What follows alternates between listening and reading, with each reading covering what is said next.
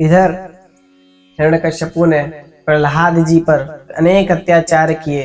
बड़ा क्रोध आया जब होलिका भस्म हो गई, अपनी ही बहन की हत्या कर दी और हत्या का कारण प्रहलाद जी को मान रहा है।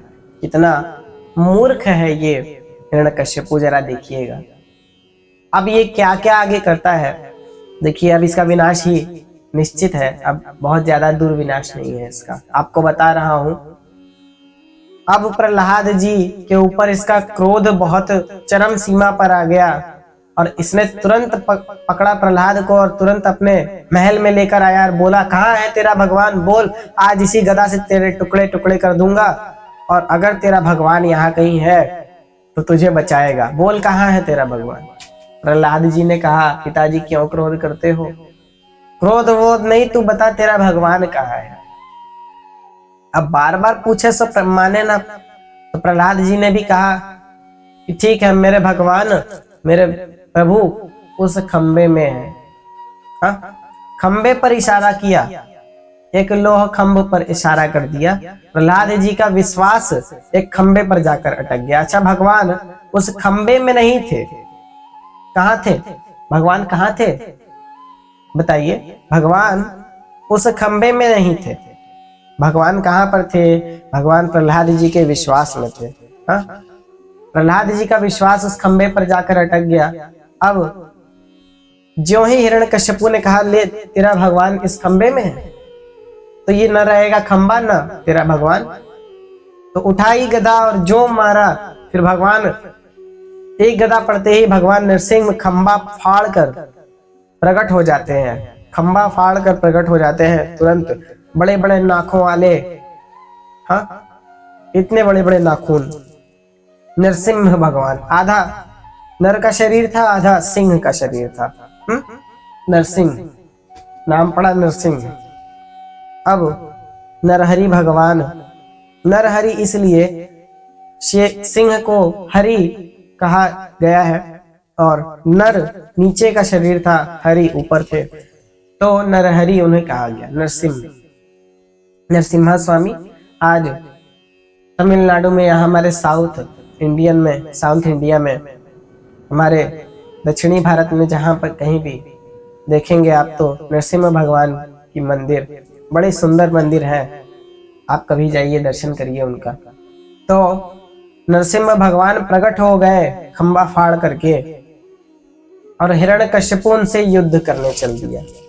उठाई गदा और जो प्रहार किया, भगवान ने गदा को पकड़ के फेंक दिया और दोनों में हाथ पकड़ लिए, हिरण्यकश्यपु के केश पकड़ लिए और घसीटते हुए भगवान लेकर गए द्वार तक, चौखट तक, महल के जो चौखट थी, मुख्य चौखट, वहां पर लेकर गए और उसे अपनी गोदी में लिटा दिया और लिटा दिया। तब आकाशवाणी हुई। हिरण्यकश्यपु सोच रहा है कि ब्रह्मा का वरदान तो झूठा हो गया, मुझे कोई मार ही नहीं सकता था, ये कैसे हो गया, मैं तो अमर हूं, ये सोचने लगा हिरण्यकश्यपु। अब हिरण्यकश्यपु परेशान, तो ऊपर से आकाशवाणी हुई, क्यों हिरण्यकश्यपु, तूने सोचा कि तू अमर हो गया है? हा? अमर कोई नहीं है इस संसार में, अमर खुद तू नहीं है, अमर खुद देवता। अरे अमर जब कोई नहीं इस संसार में, जो जन्मा है वो मरेगा ही, इसीलिए तू भी जन्मा है तो तू भी मर। तूने वरदान पा लिया तो सोच लिया कि तू अमर हो गया। पता है आपको, जब भगवान वरदान देते हैं तो ऊपर पहले से ही गणित लग जाती है कि इसे कैसे कैसे मारना है। हाँ, हिरण्यकश्यपु ने वरदान मांगा और सोचा कि मैं अमर हो गया हूं, पर वहां ब्रह्मा जी ने वरदान तो दिया पर दिमाग में गणित चल रही है कि अब इसे कैसे कैसे हल करना है, इस सवाल को कैसे हल करेंगे। ऊपर लगा लेते हैं भगवान, यहां आप वरदान दे रहे हैं, उसका हल पहले से वहां पर बन के रखा हुआ होता है, डायरी में भगवान के रखा हुआ होता है। उन्हें ज्यादा सोचने की आवश्यकता नहीं पड़ती, बस समय का इंतजार करते हैं। भगवान कहते हैं कि समय आने दो, क्योंकि समय ही हम है, समय आने दो। समय आने दो, सबको बताएंगे। समय बड़ा बलवान है, समय को आप भगवान मान लीजिए, क्योंकि समय ही आपका भगवान है। समय आपको समय के साथ चलना होगा, समय आपके साथ नहीं चलेगा। समय आपके साथ नहीं चलेगा भैया, आपको ही समय के साथ चलना होगा, वरना फिर आपका विनाश तो निश्चित ही है। अब हिरण्यकश्यपु डर रहा है भगवान के इस रूप को देखकर। भगवान दहाड़ रहे हैं, बड़ा ही अट्टहास कर रहे हैं क्रोध में। इधर प्रहलाद जी कांप रहे हैं डर के मारे, सारे असुर कांप रहे हैं, सैनिक कांप रहे हैं, डर लग रहा है, सभी भाग गए इधर उधर, हल्ला मच गया, अरे बचाओ बचाओ। हाँ, अब इधर हिरण्यकश्यपु ऊपर से आकाशवाणी हुई, रे हिरण्यकश्यपु तूने ब्रह्मा से वरदान मांगा था कि ना तू दिन में मरेगा ना रात में, तो देख अभी संध्या बेला है। हल देखिए, सवाल का हल देखिए, इतना सटीक हल है कि न तू दिन में मरेगा न रात में, तो यहाँ अभी संध्या बेला है, न दिन है न रात है। अब ये भी वरदान था कि न तू ऊपर, न तू भूमि में मरेगा न आकाश में मरेगा, तो तू भगवान की गोद में है, न भूमि में है न आकाश में है, बीच में है, बीच में लटका है। ऐसा ही होता है, बीच में लटक जाओगे, इसीलिए भगवान का चिंतन किया करो। हाँ, तो अब हिरण्यकश्यपु, भगवान ऊपर से आकाशवाणी कर रहे हैं, ना तो दिन में मरेगा ना रात में, तो संध्या बेला है देख।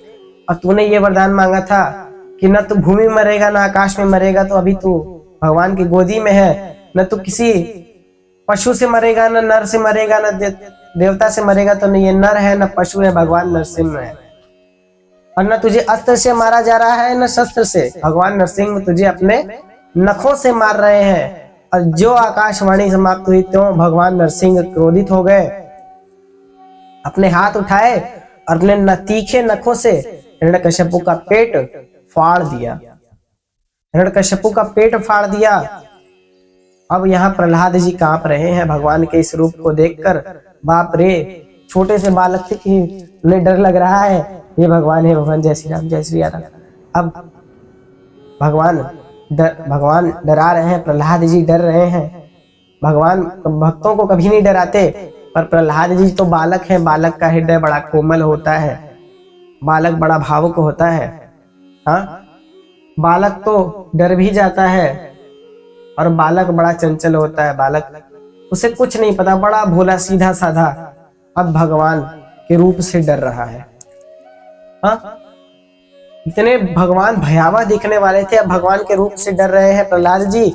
अब भगवान कहते हैं शांत हो जाओ।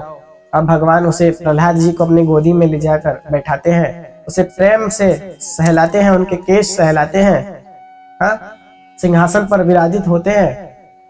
इस तरीके से जय और विजय का एक जन्म जो है पूरा हो जाता है। जय और विजय का एक जन्म पूरा हो गया। 3 जन्मों का श्राप मिला था, तो 3 जन्मों में से एक जन्म पूरा हो गया, अब बचे 2 जन्म। हाँ, तो अब प्रहलाद जी ने भगवान से प्रार्थना की, हे प्रभु।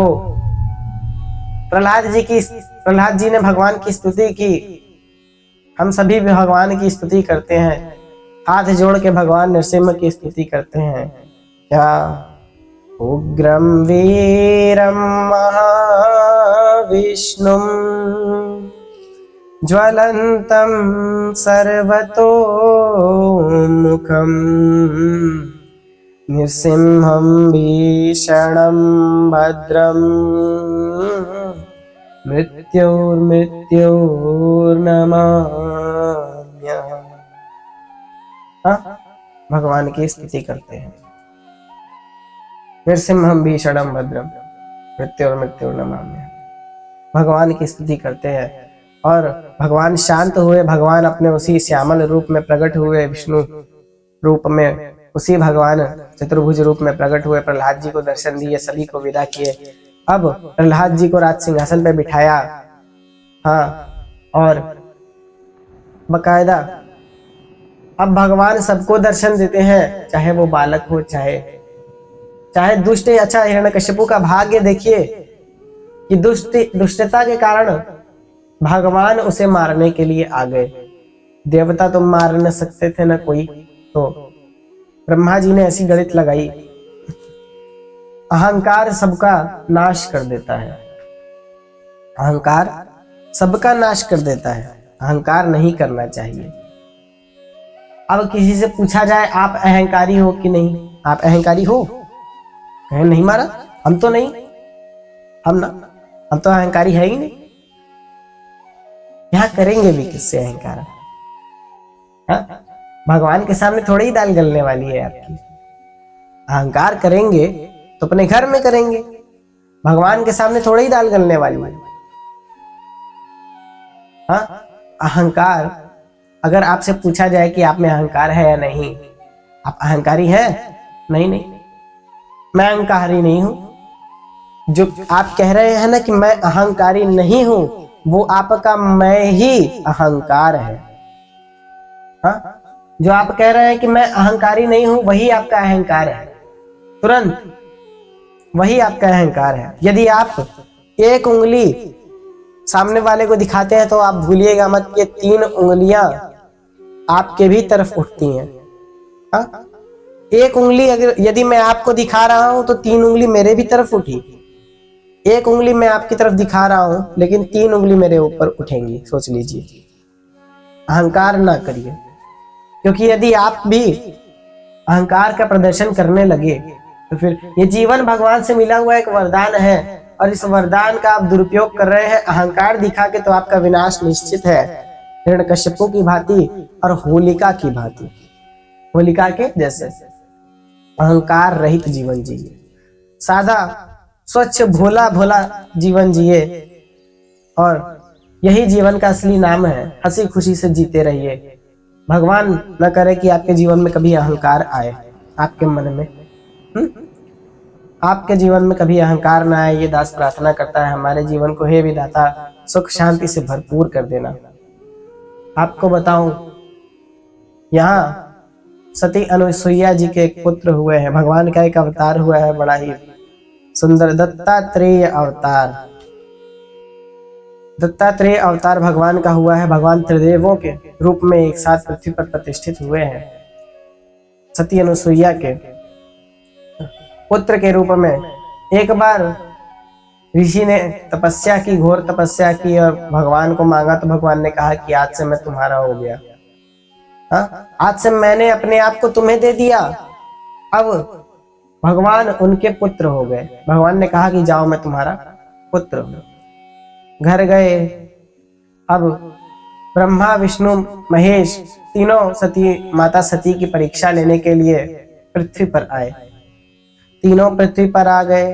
अब जब आए तो उन्होंने देखा कि सती माता बैठी हैं, तो भिक्षाम देही का बाहर से ही आवाज लगाया, भिक्षाम देही देवी, भिक्षाम देही। देवी आई, सती आई अनुसुईया, बोली हे मुनियों। अच्छा, भगवान तीनों त्रिदेव जो थे ब्राह्मणों के वेश में गए थे। बोले भिक्षाम देही, और सती माता ने कहा कि क्या भिक्षा दूं? उन्होंने कहा हे देवी, हम भिक्षा तो लेंगे पर हमें निर्वस्त्र भिक्षा चाहिए। हाँ? हम तभी भिक्षा लेंगे जब आप निर्वसन होकर हमें भिक्षा देंगी, निर्वस्त्र होके, नग्न होके। अब सती माता भी, वो तो सती थी अनुसुईया, अब उन्होंने जल लिया और छींट दिया ब्रह्मा विष्णु महेश पे, यानी तीनों ऋषियों पे, तीनों ब्राह्मणों के रूप में जो भगवान आए थे, तीनों पे छींट दिया। तीनों देखते ही देखते बालक बन गए, और तीनों को माता सती अनुसुईया ने स्तनपान कराया। एक माँ की भांति, एक माँ के भाव से स्तनपान कराया। तीनों को बालक बना दिया, छोटे छोटे बालक हो गए। तीनों को स्तनपान कराया, तीनों का पेट भर गया। भगवान त्रिदेवों का पेट भर गया। हाँ, कितना मीठा।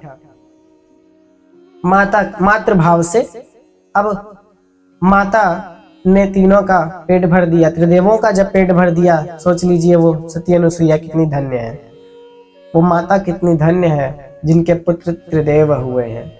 अब भगवान जब ऊपर से आई, तीनों देवियां, त्रिदेवियां आई, सरस्वती माँ, लक्ष्मी माँ, पार्वती, जब तीनों आई तो देखी कि उन्होंने पूछा कि हे देवी, मेरे पति कहाँ पर है, हमारे पति कहाँ पर है? उन्होंने कहा वही तो नहीं है ना आपके पति जो लेटे हैं वो पालने में। देखा कि हाँ वो तो। अब भगवान परीक्षा ले रहे हैं तीनों देवियों की। तीनों देवियां दौड़ के गईं, त्रिदेवियां दौड़ के गईं और तीनों ने एक एक बालक को उठा लिया। और जब देखा, कहा कि हे माताओं देख लीजिए आपके पति इनमें से कौन है, आप जिनको जो भी आपके पति हो उठा लीजिए अपनी गोदी में। परीक्षा देखिए, भगवान परीक्षा ले रहे हैं। हाँ, अब तीनों माताएं दौड़ के गईं और अपने अपने पतियों को उठाई, पर जो देखा कि सरस्वती माता ने किन्हीं को उठा लिया है, माता लक्ष्मी ने किन्हीं को उठाया है और माता महामाया ने किन्हीं को उठा लिया। हाँ, विष्णु जी को उठा लिया महामाया ने उठा लिया ब्रह्मा जी को। अलग अलग गलती हो गई। अब जब गलती हो गई, देखा कि ये तो मेरे पति है ही नहीं, तो ये भगवान ने परीक्षा ली है। सबका घमंड चूर हो गया, सबका अभिमान नाश हो गया। भगवान ने सबका अभिमान नष्ट कर दिया। केवल माता सती की कृपा से तीनों देवियों का अभिमान नष्ट हो गया और तीनों बालक देखते ही देखते चलते हुए जाते हैं और आपस में इस प्रकार से सट जाते हैं कि ज्यों लगता है कि एक ही शरीर में 6 भुजाओं वाले और 3 मुख वाले बालक एक शरीर हो गए। तीनों जुड़ गए आपस में, तीनों सम्मिलित हो गए। और जब जुड़ गए तो ऐसा लगने लगा कि इन बालक के 3 मुख हैं, 6 हाथ हैं। जब जुड़ गए तो ब्रह्मा विष्णु महेश, हाँ, विष्णु जी मध्य में, विष्णु जी का सिर मध्य में, ब्रह्मा जी का दाहिने तो शिव जी का बाएं। तो अब इनका नाम पड़ा दत्तात्रेय। दत्त हुए दत्तात्रेय, त्रिदेवों के कारण दत्तात्रेय नाम पड़ा। अब भगवान दत्तात्रेय, किन्हीं ने त्रिशूल, तो एक हाथ में त्रिशूल, एक हाथ में कमंडल, ऐसे ऐसे धारण किए हुए हैं। मृगशाल पहने हुए हैं, पीतांबर पहने हुए हैं, फिर जटा बांधे हुए हैं और 3 छोटे छोटे सुंदर सुंदर से पिल्ले जो है, हाँ, आके उनके पास बैठ गए। गौएं बैठ गईं।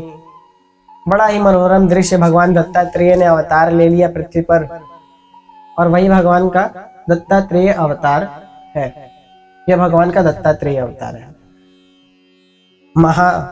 माया जी और माता महालक्ष्मी, माता सरस्वती, तीनों के पति दत्तात्रेय रूप में प्रकट हुए पृथ्वी पर। भगवान विष्णु ने दत्तात्रेय के रूप में अवतार लिया है। ये कितना महारानी माता अनुसुईया जो है, उनका कितना सौभाग्य है। त्रिदेव उनके पुत्र हुए हैं, उन्होंने माता कहकर पुकारा है। जरा सौभाग्य देखिए, माता त्रिदेवों की माता हो गई, दत्तात्रेय अवतार।